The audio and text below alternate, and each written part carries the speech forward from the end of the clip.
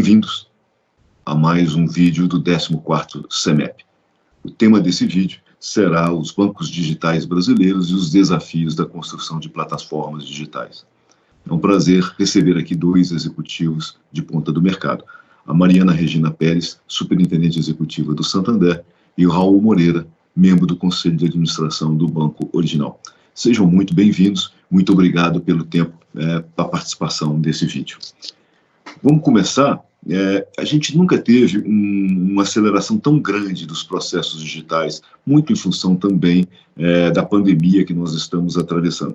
Até que ponto isso ajuda ou até que ponto isso atrapalha na construção ou desenvolvimento de plataformas digitais? Oi, Ricardo, é um prazer estar aqui com vocês e poder compartilhar um pouco aí da nossa visão sobre esse tema, que é super relevante. Eu acredito assim que essa aceleração ela é muito positiva porque o cliente, no final das contas, entende a importância de estar no meio digital e, no final das contas, o nosso objetivo quando a gente fala de plataformas é conectar alguém que está buscando algo com alguém que está proporcionando algo, né? Então, quando o cliente, que é uma ponta super importante, está aberto a experimentar coisas novas, essa mudança acontece de uma forma muito mais simples, muito mais natural. Então, acho que essa, para mim, é a parte mais importante, aí a parte mais relevante dessa transformação.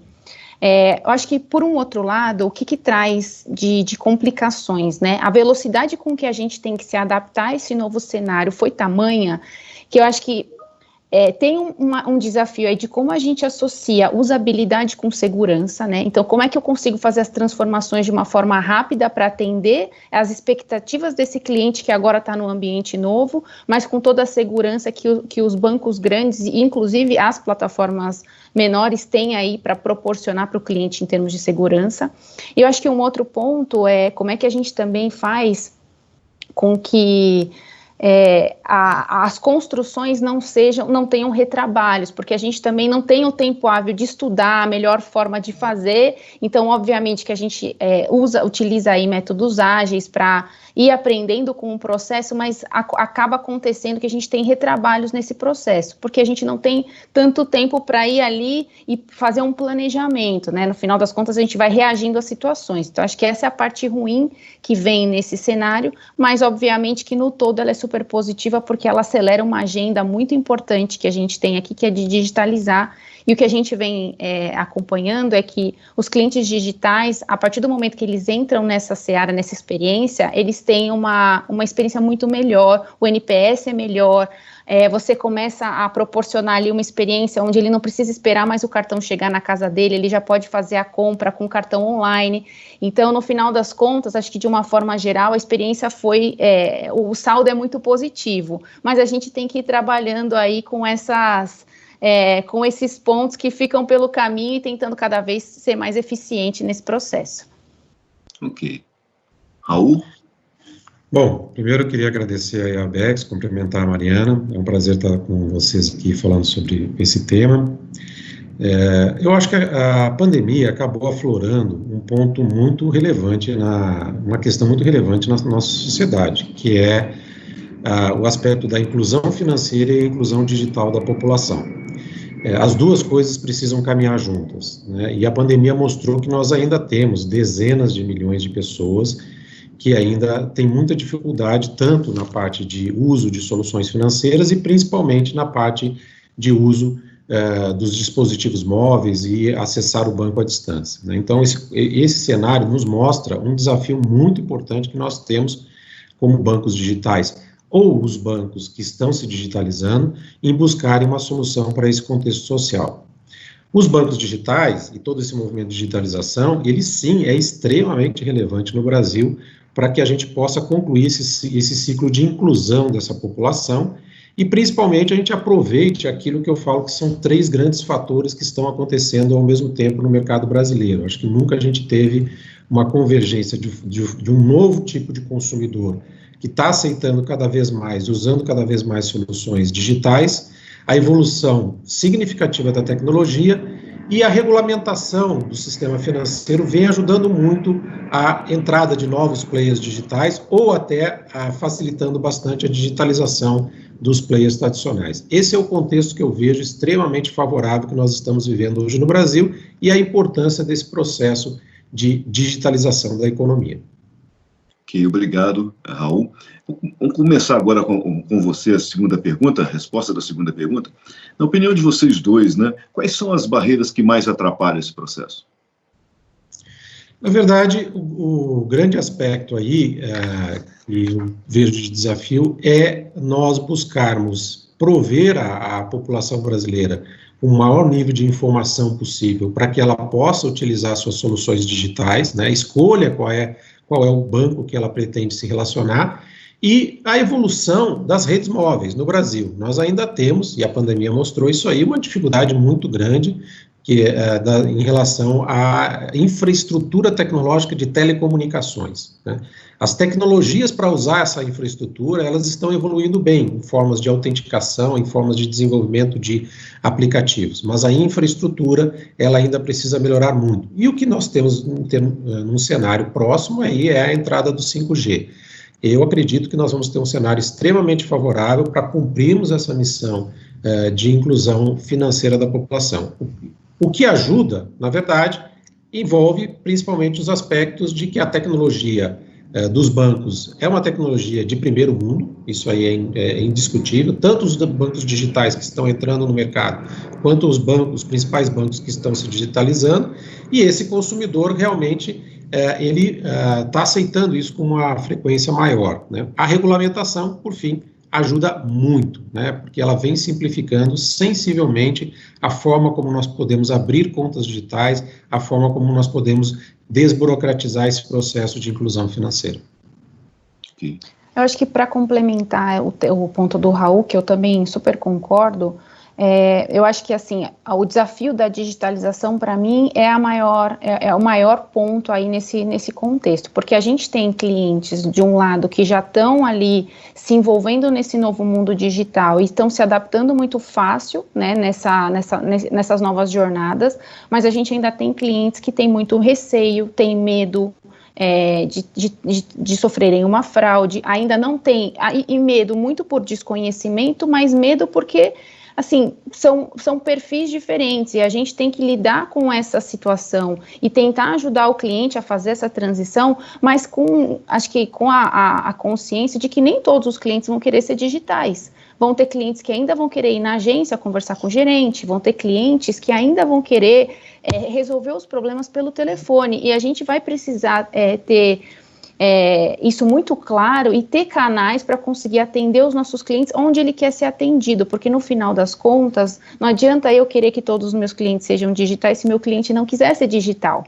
Então, acho que uma barreira, assim, como é que a gente equilibra esses mundos, porque não adianta a gente fechar os olhos e sim, tem um tema de tecnologia, tem um tema de acessibilidade à tecnologia, mas também tem um tema do eu não quero ter o aplicativo no meu celular, porque eu acho que isso é um risco para mim. Então, a gente também tem que estar muito aberto a ouvir o que o cliente quer e ter soluções para resolver isso. Isso é um desafio para nós, né, como instituições, mas acho que é como que a gente lida com essa situação, porque ela existe, é um fato, né? Quando a gente olha para os números, a gente sabe disso. Vem melhorando, vem crescendo, mas a gente sabe que tem um perfil dos nossos clientes que não quer ser digital. E aí, como que a gente também trabalha com isso, né? Ok. Mariana, começando com você agora, quais são os próximos passos quando a gente fala de plataformas digitais dos bancos? Ainda há muito espaço para inovação? Olha, eu acredito que sim. Eu acho que assim, esse ano vai ser um ano de muita inovação, reestruturação, inclusive, eu acredito, das plataformas digitais, porque a gente tem temas regulatórios pesados chegando aí, o Open Banking vem para mudar muita coisa de como hoje a gente trabalha. O cliente vai escolher de onde ele quer fazer as transações dele, como ele quer fazer, né? Então, acho que isso é um ponto super importante aí, que a gente vai precisar repensar muita coisa. Então, eu acho que tem esse tema aí de regulamentação que vem para mudar muito a forma como a gente trabalha as plataformas digitais, e acho que tem um tema recorrente ali de segurança, transparência e transacionalidade.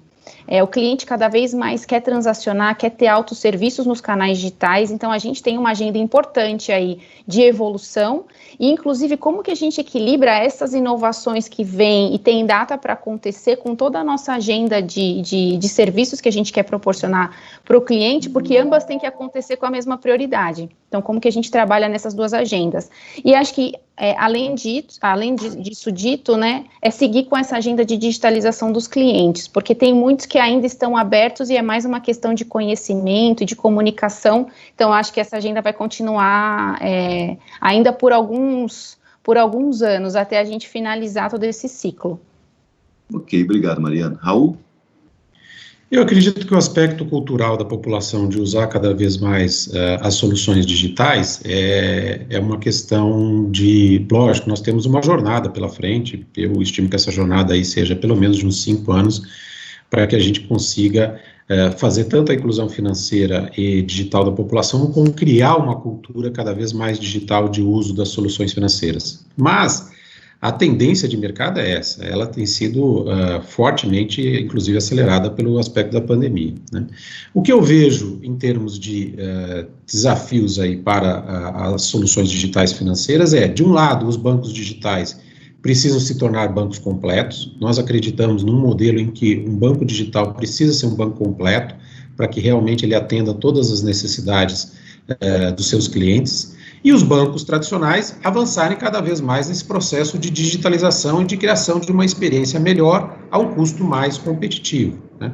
No momento que nós tivermos toda essa evolução do mercado, todos esses aspectos funcionando, tanto o novo tipo de consumidor evoluindo e se digitalizando cada vez mais, quanto a questão da tecnologia também inevitável que ela está evoluindo, e a regulamentação permitindo que os bancos digitais e os bancos que realmente têm projetos relevantes em termos de digitalização, eu vejo um horizonte nos próximos 5 anos de inevitável digitalização do mercado financeiro.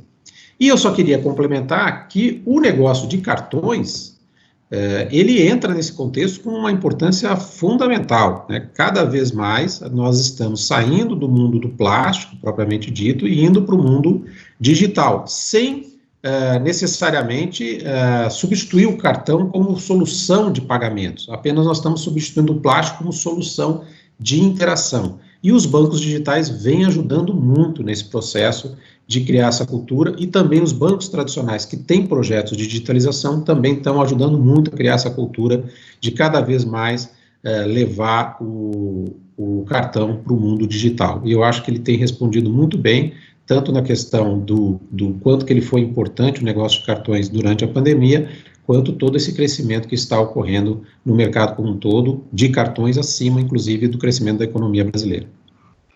Ok. O que fica claro, me parece, é que, não obstante essa aceleração que teve nos últimos tempos, ainda há muito espaço para crescer e evoluir as soluções digitais, as plataformas digitais. Eu queria agradecer mais uma vez a atenção, a dedicação, o apoio de vocês na construção desse vídeo, e desejar a todos uma boa continuidade na assistência ao CEMEP, ao 14º CEMEP. Muito obrigado a todos. Obrigada. Obrigado, Ricardo. Obrigado, Mariana. Um abraço a todos. Um abraço, pessoal. Tá.